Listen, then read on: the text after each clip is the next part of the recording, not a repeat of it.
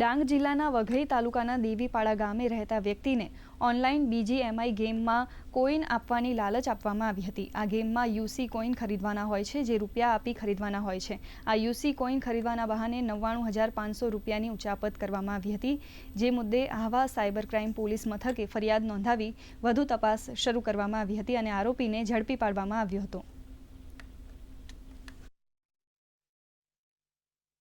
Police अधीक्षक श्री यशपाल जगणिया साहेबના માર્ગદર્શન તળે અમારી સાયબર ક્રાઇમ પોલીસ સ્ટેશનની ટીમ બનાસકાંઠા જઈને આરોપી જે શૈલેષભાઈ હરસનભાઈ ચૌધરી જે છે એ મૂળ થરાદ તાલુકાનો વતની છે, એ એમને પકડી લાવીને એમને તપાસ હેઠળ અત્યારે મૂક્યા છે। ઇન્ટ્રોગેશન એમનું ચાલુ છે। આરોપીના રિમાન્ડ પણ મેળવવાની કાર્યવાહી ચાલુ છે। તો આ રીતે જે ગુનો બન્યો છે UC કોઈન ખરીદવા માટે અને સસ્તા ભાવે વેચવાની લાલચ આપીને પછી UC કોઈન ટ્રાન્સફર કર્યા નહીં અને એના લીધે ગુનો બન્યો છે। લોક જાગૃતિના હિસાબે આ ફરિયાદ થઈ હતી। લગભગ છેલ્લા 6 મહિનાની અંદર લગભગ 7 થી 8 ગુના ડિટેક્ટ કરવાની સફળતા હાંસલ કરી છે।